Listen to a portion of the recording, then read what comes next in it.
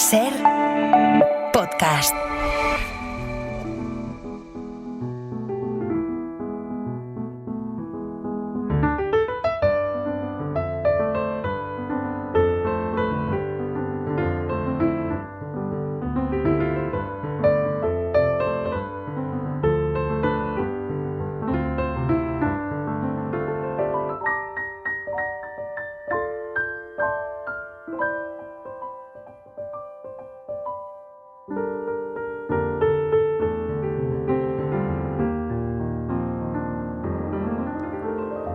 Desde Berlín hablamos con Marc Bassetts, corresponsal del País en Alemania. ¿Qué tal, Marc? ¿Cómo estás?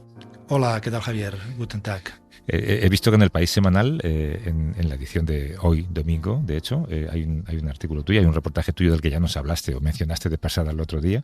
¿Tiene que ver más con el arte o con la política y los viajes?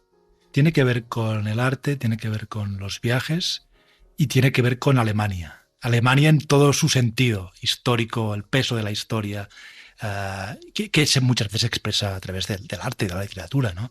Estuve con el fotoperiodista Samuel Sánchez en el taller, en el estudio, en la casa de Georg Baselitz. Georg Baselitz, 87 años, es uno de los grandes pintores alemanes y europeos, en realidad, contemporáneos, ¿no? Un tótem realmente del arte que va a exponer en Bilbao a partir de dentro de unos días sus obras de la última década. Y estuvimos ahí con Samuel pasando media jornada en su casa. Es un lugar muy curioso, en Austria, cerca de Salzburgo, pero no en Salzburgo, sino a unos 20 o 30 kilómetros de la ciudad, en un lugar recóndito, entre colinas. Imagínate el paisaje idílico típico austríaco, ¿no? Con las casitas, las vacas, las colinas verdes, y ahí está, en un lugar bastante escondido, Georg Baselitz, y la verdad es que fue fascinante. Fue fascinante poder hablar con él, ver dónde él pinta, porque él, tiene, como te decía, tiene 87 años, va en silla de ruedas, le cuesta bastante desplazarse, pero se ha creado ahí en su estudio, se pone una silla de despacho con ruedecitas, tiene sus botes de pintura en una especie de bandeja con ruedas también, pone las telas en el suelo y tiene una productividad increíble, ¿no? Y ahí estuvimos viendo cómo seguía creando y hablando con él, y hablando de su vida. Él creció en lo que después fue la Alemania del Este, pero él creció bajo el nazismo. Su padre era el maestro de la escuela del pueblo en Sajonia, el maestro nazi, ¿no? Y por ello fue castigado después de la Segunda Guerra Mundial. Él estudió en Berlín arte, lo echaron de la escuela de arte, se marchó a Occidente. Ahí provocó todo tipo de escándalos con sus exposiciones en los años 60, que hacía obras que las consideraban pornográficas, ¿no? Y tiene una vida increíble y es un artista inmenso. Pues has dado, mira, iba a decir una serie de pinceladas, no quería hacerla, me ha salido sin querer, pero que dan muchas ganas de leer este reportaje que, como digo, se publica hoy. Tenemos un par de temas por delante de los que quería hablar contigo, así que empezamos ya, venga. Muy bien.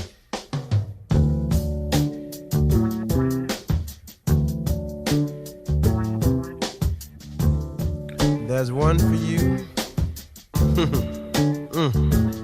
And 19 for me.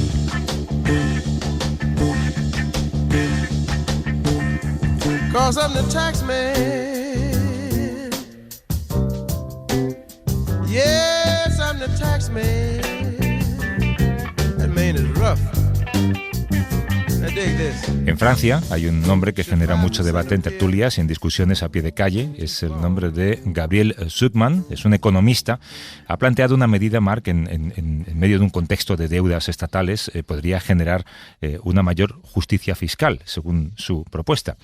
Zucman, que además ha asesorado a Brasil mientras presidía el G20, propone que los millonarios que tengan un patrimonio mayor a los 100 millones de euros paguen un impuesto anual de un 2% para que los estados puedan recaudar más fondos. Si esto se aplicara a rajatabla, por lo menos podrían recaudarse 20.000 millones de euros anuales. Esa medida, que más del 80% de los franceses apoya, según el Instituto Francés de la Opinión Pública, genera también muchas dudas, Marc, porque se teme que provoque éxodos fiscales de quienes por patrimonio deberían aportar entonces más a las arcas públicas. Sí, Javier, esta es una de las críticas que se hace a la propuesta del impuesto Zucman. Hay un debate intenso entre economistas. Otra crítica, por ejemplo, es que los ingresos fiscales en realidad al final no serán tan elevados como se promete, porque estos mega ricos siempre encontrarán la manera de esquivarlos, ¿no? Lo que se llama la optimización fiscal.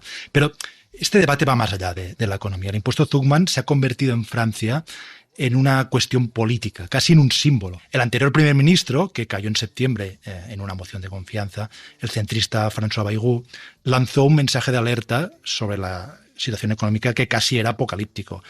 Y muchos, incluso el propio presidente Macron, consideraron que era demasiado alarmante este mensaje.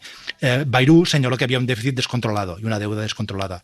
Y ahí, claro, la solución, puede haber dos soluciones, y lo resumo de una manera un poco sintética, ¿no? Pero es o ajustar el estado del bienestar, reducir el gasto público, y Francia es un país donde el Estado tiene un peso enorme en la economía, y la otra es subir los impuestos. Pero los franceses dicen, bueno, ya pagamos suficientes impuestos. No todos los franceses, porque hay unos mega ricos, este 0,1% o 0,01%, ahora no tengo bien la cifra en la cabeza, pero es realmente los más ricos de los más ricos, pagan muy pocos impuestos, o al menos muy pocos proporcionalmente a lo que ganan, y ahí es donde entra este impuesto Zuckman. Si hay que ajustarse el cinturón, si hay que reducir o ajustar el estado del bienestar francés, que es muy robusto actualmente, como el alemán, pues los ricos, estos mega ricos, también deberían sacrificarse. Para hablar sobre este impuesto está con nosotros en el estudio Daniel Fuentes Castro, que es doctor en Economía por la Universidad París-Nanterre y es colaborador de Hora 25. ¿Qué tal, Daniel? ¿Cómo estás? ¿Qué tal, Javier? Ahora entramos en detalle, pero lo primero me gustaría saber tu opinión cuando escuchas una propuesta tan revolucionaria, habría que decir. Bueno, yo no sé si es revolucionaria el planteamiento global que se le pretende dar, pero impuestos al patrimonio y a la riqueza siempre ha habido y se han modulado. De hecho, dentro del contexto que acabamos de escuchar, yo añadiría que la primera medida emblemática del gobierno Macron fue suprimir el impuesto sobre la fortuna. Con un matiz, suprimió el impuesto a la fortuna, es decir, ya había un impuesto a las grandes fortunas, pero lo sustituye por un impuesto a la fortuna inmobiliaria. ¿Cuál es el matiz? Pues básicamente ha dejado exento de fiscalidad a los patrimonios financieros. Si tienes un piso, pagas tributos; si tienes acciones, no las pagas. Es decir, los ricos de verdad, que son los que mueven el capital financiero, quedan exentos de tributación. Esa medida se aprobó al mismo tiempo que se aumentó la fiscalidad del diésel, con lo cual una buena parte de la ciudadanía francesa lo que entendió es, o sea, a los grandes ricos financieros les bajamos los impuestos, y yo, que necesito el tractor o mi coche diésel para moverme en el día a día, tengo que sufragar esa rebaja de impuestos. Yo creo que aquella primera medida, que dio origen a la crisis de los chalecos amarillos, ahí nació la crisis de los chalecos amarillos, está detrás también de esta hipersensibilidad dentro del debate sobre este impuesto. ¿Tú crees que en países como Francia, o incluso si se planteara en España, habría cuestiones de constitucionalidad encima de la mesa? No soy experto jurídico, pero intuitivamente no me lo parece, pues porque este tipo de impuestos ya han existido de una u otra manera. Es verdad que en este caso están dirigidos a una minoría tan minoritaria. Fíjate, en el caso de Francia, los primeros estudios de Zuckman fijaban el umbral a partir del cual se aplicaría este impuesto a los patrimonios cuya riqueza neta, y es importante esto de neta, el adjetivo neta aquí no es un epíteto, es decir, si tú tienes una vivienda pero está hipotecada y todavía no has devuelto la hipoteca, la riqueza neta es la diferencia entre el valor menos la hipoteca. Y lo que debes. Claro, por lo tanto la riqueza neta significa que realmente ese piso ya es tuyo de verdad, ¿no? Entonces, esos primeros estudios focalizaban las fortunas más allá de 1.000 millones de riqueza neta en dólares, extendiéndolo a los 100 millones, o sea, es decir, bajando el umbral. En el caso de Francia esto afectaría a 1.800 personas, claro. Es decir, estamos hablando del 0,000. El verdadero argumento es, mira, no solo nos va a permitir obtener unos recursos que vienen muy bien en este momento, sino sobre todo vamos a consolidar la legitimación del sistema, porque si no el resto de los ciudadanos van a decir, oye, si ese que puede no hace su parte del esfuerzo, a mí, ¿por qué me estás pidiendo que yo cumpla con mi parte del esfuerzo, ¿no? Hola, buenos días, Daniel, aquí Marc desde Berlín. Una crítica que se ha hecho a la propuesta de Gabriel Zuckman es que al ser a escala nacional francesa puede provocar el éxodo fiscal. que estos mega ricos se marchen a otro país para no pagar este impuesto. Y que este impuesto, que creo además que originariamente era la intención, tiene que hacerse a escala global, en todos los países. Incluso Macron había puesto esta idea sobre la mesa, pero el propio Macron dice ahora, esto en Francia solo no puede hacerse, porque se nos marcharán los ricos. ¿Crees que este argumento, qué opinas de este argumento? Bueno, ese riesgo es un riesgo que existe, pero es muy simplista no dar marcha adelante con este tipo de medidas solo por ese argumento, porque llevándolo al extremo entonces nunca nadie haría nada, porque hay una dificultad técnica, porque va a haber una ilusión, porque justamente se trata de luchar contra eso. Pero es que además la realidad nos demuestra que sí, un rico, una persona como persona física se puede ir, pero que va a mover su fortuna del país, la fortuna que es física, ¿cómo la va a deslocalizar? ¿Cómo va a deslocalizar su patrimonio inmobiliario? Eso no es deslocalizable, ¿no? ¿Cómo va a deslocalizar sus intereses económicos? ¿Cómo va a deslocalizar su mercado? Sus consumidores y sus clientes están en este caso en Francia, no los puede deslocalizar. Entonces, no llevemos las cosas al extremo de pensar que un 2%, estamos hablando de un 2% cuando, en fin, las estimaciones pueden variar, ¿no? Y el 2% seguro que es cuestionable y hay otras, pero el 2% comparado con el 6% que se estima que son los rendimientos que da ese capital. Aquí, para que los oyentes nos entiendan, claro, hay que distinguir entre lo que es el capital y los rendimientos del capital, ¿no? Tú tienes un patrimonio que no explotas, ese patrimonio tiene valor, pero lo normal es que el patrimonio te esté generando una renta. Por poner un ejemplo, alguien tiene 100 millones, esos 100 le van a generar 6 a final de año, que le quiten 2 de esos 6 tampoco es una barbaridad. Exactamente, es decir, es reducir la rentabilidad del capital del 6 al 4%, porque es lo que comparativamente estos estudios demuestran que es lo que al final soporta de presión fiscal las clases medias, ¿no? Entonces se trata de ajustar esa equidad distributiva. Blanchard, por ejemplo, que fue también francés, muy bien conocedor francés y además con una larga trayectoria en Estados Unidos, fue jefe economista del FMI, estima que el 2% no le parece realista y que él situaría esta tasa en el 1%, pero en cualquier caso conviene que el tipo de aproximación que propone Zucman le parece no solo pertinente, sino que dice que en un contexto de ajuste fiscal como el que tiene que afrontar Francia, es políticamente inviable querer demandar un esfuerzo vía mayores tributos o menor gasto público al ciudadano medio si aquellos que más tienen no son los primeros en aportar ese ajuste. No me gustaría ponerte en un aprieto, pero tú has trabajado en Moncloa. ¿Tú verías en el futuro algún partido en España proponiendo esa medida? Esta exactamente no, pero debates de este tipo sí se han tenido en Moncloa y en ministerios, y hay trabajos técnicos, y hay un instituto de estudios fiscales, y sobre estas cosas hay grandísimos expertos que debaten sobre ello, y tenemos un libro blanco de una reforma fiscal que no se llegó a aprobar, en que se habla también de la fiscalidad del capital, del patrimonio, de la fiscalidad de las herencias. Es un tema extraordinariamente sensible al que yo creo que en los próximos años nos vamos a remitir de manera muy intensa, pues por este fenómeno que todos estamos viendo de hiperconcentración de la propiedad inmobiliaria en las cohortes en la población de mayor edad, y que en algún momento esa traslación de patrimonio a las siguientes generaciones pues va a generar debates de desigualdad intrageneracional. Es decir, el que tenga un abuelo o un padre más afortunado pues tendrá una suerte en la vida, y el que no pues tendrá que... La riqueza será estrictamente hereditaria, ¿no? Exactamente, ¿no? En Francia este debate tiene un color claramente político, porque se está negociando un gobierno, y esta es la bandera del Partido Socialista francés para decirle a Macron: si quieres que entremos a gobernar y que apoyemos el gobierno, necesitamos que se asuma este impuesto. Volviendo un poco a la pregunta de Javier sobre España, ¿qué impide al gobierno español, que es un gobierno de izquierdas, que gobierna con ministros de izquierdas, poner en marcha una propuesta de este tipo, que es la que sueña y la que pondría en marcha el Partido Socialista francés si tuviese las riendas del poder? Pues mira, una cosa muy sencilla que se llama aritmética parlamentaria. Es decir, un gobierno que tiene tantísimas dificultades para sacar adelante unos presupuestos, que supuestamente es una ley que debería aprobarse de rutina, pues no tiene la fuerza parlamentaria. No veo yo a Junts votando a favor de esto, ¿eh? No, pero bueno, en fin, se han intentado cosas, con la fiscalidad extraordinaria a los beneficios empresariales del sector energético, del sector bancario. España ha hecho mucha presión con lo que en su día se llamó la tasa Google, los impuestos a los beneficios de las grandes gigantes digitales, con el mínimo del 15% de impuestos a sociedades que en principio había navegado con viento favorable en los organismos internacionales y que al final el G7, pues yo la interpretación que hago es que por presiones de Trump pues lo ha tumbado en la práctica. Es decir, que yo creo que sí existe una voluntad política de avanzar ahí, pero bueno, eso tiene que tener un respaldo de la sociedad y el respaldo de la sociedad se traduce en que hay que tener votos en el Parlamento para sacar este tipo de políticas adelante.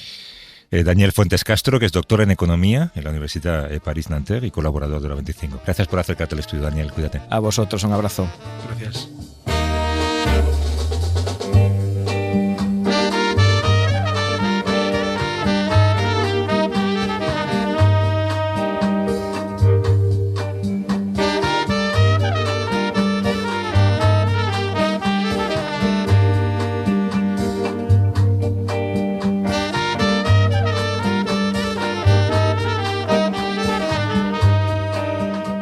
A primeros de septiembre, Etiopía inauguró la Gran Presa del Renacimiento, que es un proyecto con un coste de 4.800 millones de dólares construido en los últimos 14 años. La presa, la más grande de África, ha tensado mucho la relación de Etiopía con Sudán y con Egipto. Desde tiempos coloniales, el reparto del Nilo fue clave para asegurar la supervivencia de los países por los que corre ese cauce. Egipto y Sudán, que fueron colonias británicas, habían tenido acuerdos sobre el reparto del agua, pero Etiopía no quería reconocerlos. Para llegar a un beneficio más colectivo, aunque en 1993 Addis Abeba sí que firmó un acuerdo con el Cairo para cooperar y para no perjudicarse con la gestión del río, la propia Etiopía rompió la cooperación cuando anunció en 2011 que construiría esa presa del Renacimiento. El acceso al agua, Marc, es seguramente uno de los grandes asuntos del siglo XXI. Es clave, sobre todo, si tenemos en cuenta esta idea de que las guerras del futuro, y ya seguramente algunas del presente, van a ser guerras por el agua. Sí, Javier, así es. Mira, Abiy Ahmed, el primer ministro de Etiopía, al inaugurar esta presa, que está provocando estas tensiones en la región, dijo, y cito, que era el mayor logro en la historia de la raza negra.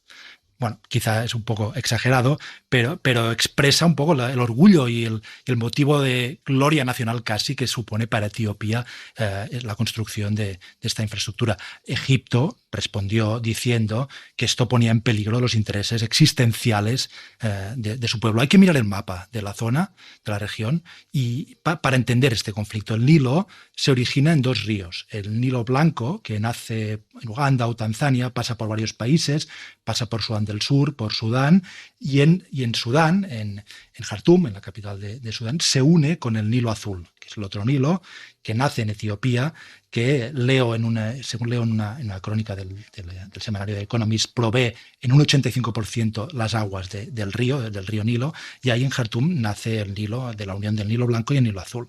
Y aquí estamos hablando del Nilo Azul, que es el Nilo de Etiopía, y de un proyecto que en realidad lo empieza a idear el emperador Haile Selassie en los años 60-70, y que para Etiopía, como te decía, es una cuestión de honor y de orgullo nacional. Para el Economist decía que es el único tema, la presa, que une a un país dividido con enormes divisiones étnicas, y además proporcionará electricidad para una gran parte del país y influencia regional, porque Etiopía pretende vender electricidad a países más al sur, a Kenia, a Djibouti. El problema, claro, es Sudán y Egipto, los países que quedan más al norte de la vertiente del Nilo, que ya va hacia la desembocadura, y que consideran que que Etiopía les deja fuera y que pone en peligro el suministro de agua. Para Egipto el agua del Nilo es fundamental para la agricultura. Y como tú decías, esto es un conflicto por el agua y también por la energía, que es un poco una ventana a los conflictos del futuro y a los conflictos del presente. Queríamos hablar sobre esta gran presa del Renacimiento y la importancia que tiene el río Nilo. Nos atiende desde el Cairo la periodista Nuria Tesón. ¿Qué tal, Nuria? ¿Cómo estás? Hola, ¿qué tal? Muy buenas, estupendamente. Esta gran presa se ve como un proyecto panafricanista por Etiopía, en cambio como una amenaza por Egipto. Claro, son dos formas de ver las cosas según en qué lado del río estás, ¿no? Sí, claro. Para Egipto no cabe duda que es una amenaza porque, como bien mencionabais hace un momento, la mayoría de sus recursos hídricos de agua fresca proceden del Nilo, hasta en un 97%, y principalmente para la agricultura. Pero para Etiopía también es fundamental porque Etiopía es un país que ha estado muy poco desarrollado en cuestión de energética. Para que os hagáis una idea, aproximadamente el 32% de la población tiene acceso a electricidad. Entonces, para ellos es muy importante no solamente conseguir esto, que va a permitirles desarrollarse en muchos otros aspectos, sino también porque, como mencionabais también, esto les va a permitir vender electricidad a otros países en la zona, y eso supone un poder no solamente económico, sino también político.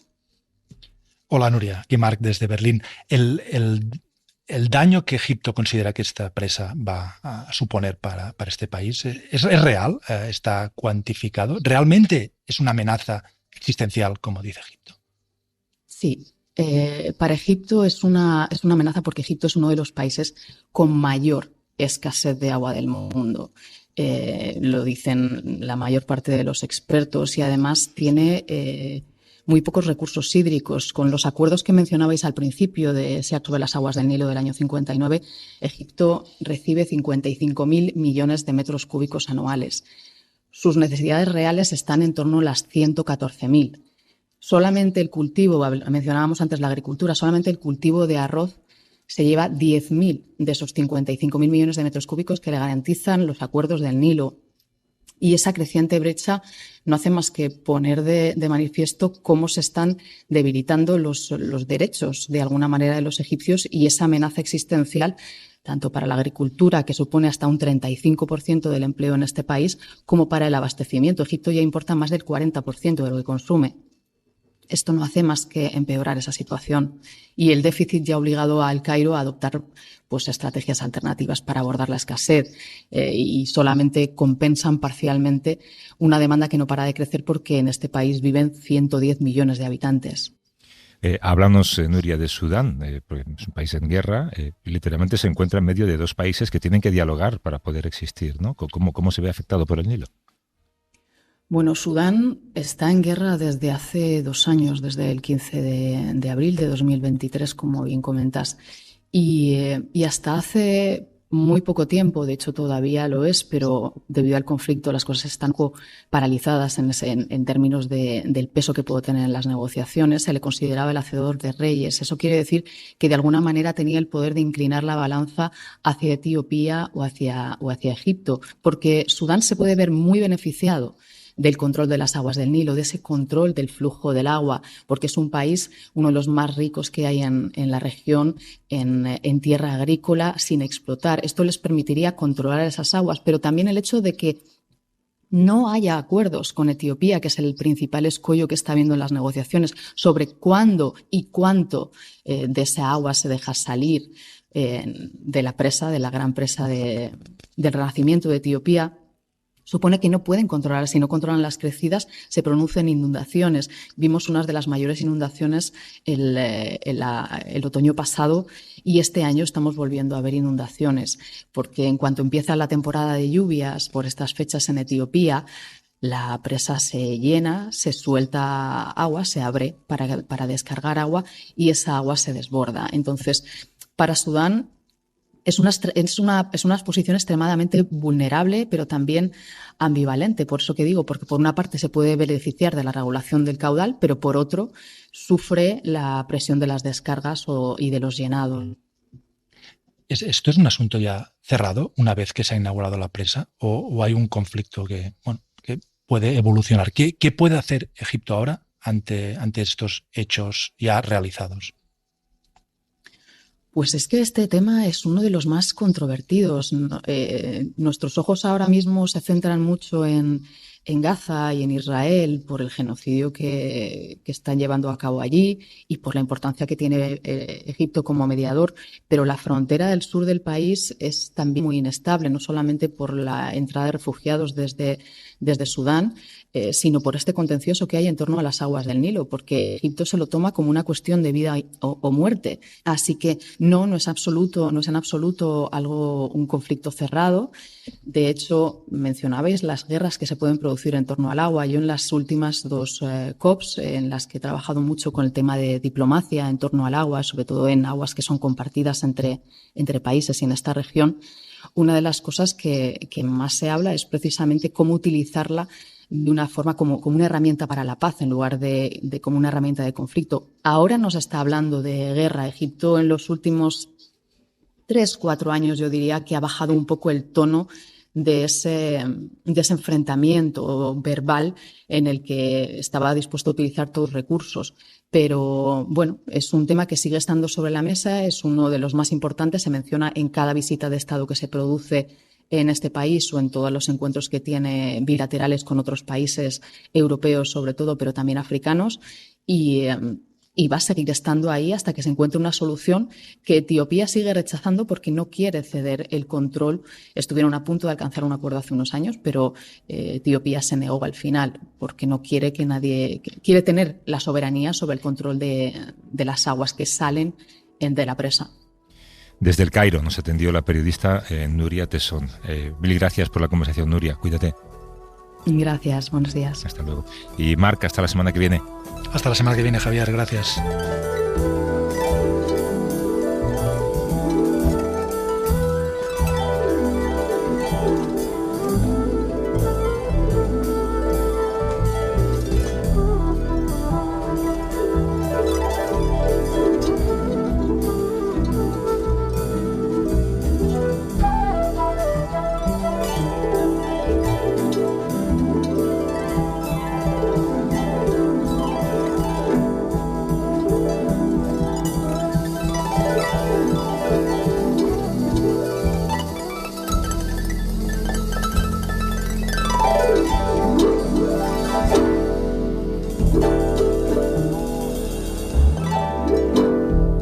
Para no perderte ningún episodio, síguenos en la aplicación o la web de la SER, Podium Podcast o tu plataforma de audio favorita.